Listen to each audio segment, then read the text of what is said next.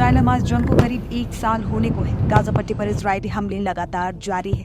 भीषण जंग में हजारों जिंदगी तबाह, कई शहर जमींदोज हो रहे हैं। जंग की इसी हालत के बीच एक बड़ी खबर भी सामने आ रही है। मीडिया रिपोर्ट्स के मुताबिक 21 सितंबर को गाजा शहर में हुए रॉकेट हमले में हमास नेता याह्या सिनवार की मौत की खबर है। टाइम्स ऑफ इजराइल में याह्या सिनवार की संभावित मौत को लेकर जांच शुरू करने की बात कही गई है।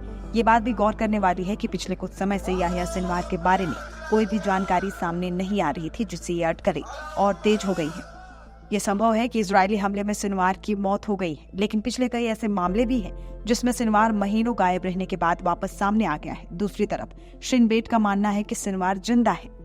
जानकारी के लिए बता दें कि शिन बेट एक इजरायली सरकारी योजना है जिसका मकसद देश की सुरक्षा में मदद करना है।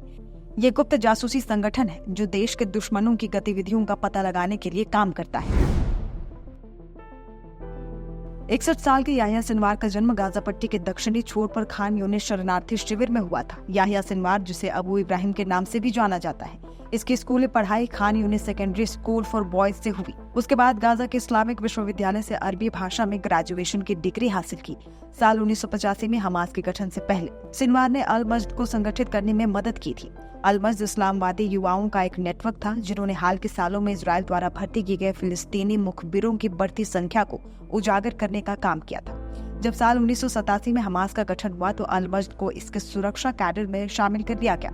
साल 1988 में नेटवर्क के पास हथियार पाए गए और सिनवार को इजराइल ने कई हफ्तों तक हिरासत में भी रखा। अगले साल उन्हें इजराइल के साथ सहयोग करने के आरोप में फिलिस्तीनियों की हत्या के लिए दोषी ठहराया गया और जेल में 4 आजीवन कारावास की सजा सुनाई गई थी। सिनवार ने अपने जीवन का करीब 22 साल इजरायली जेलों में बिताया है।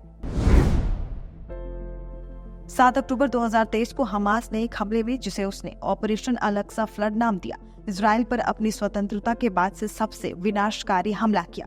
इसकी शुरुआत सिर्फ 20 मिनट में कम से कम 2200 रॉकेटों की बौछार से हुई, जिससे कम से कम 1500 आतंकवादियों को कवर मिला, जिन्होंने विस्फोटकों, बुलडोजरों और पैराग्लाइडरों का इस्तेमाल करके भारी किलेबंद सीमा पर दर्जनों बिंदुओं पर इजराइल में घुसपैठ की। उन्होंने न केवल सैन्य चौकियों पर हमला किया, बल्कि घरों के अंदर, परिवारों और एक आउटडोर म्यूजिकल फेस्टिवल में उपस्थित लोगों को भी मार डाला। कुछ ही घंटों में लगभग 1200 लोग मारे गए और लगभग 240 अन्य को बंधक बना लिया गया। इस हमले में सिनवार की रणनीति की झलक दिखाई दी और इजरायलियों को बंधक बनाना कैदियों के आदान प्रदान में उनकी व्यवस्था को दर्शाता है। इस हमले पर इजराइल की प्रतिक्रिया गाजावासियों के लिए विनाशकारी थी। इजराइल ने 50 साल में पहली बार युद्ध की घोषणा की और पूरी घेराबंदी लागू की, जिससे गाजा पट्टी में पानी, बिजली, भोजन और ईंधन की आपूर्ति बंद हो गई।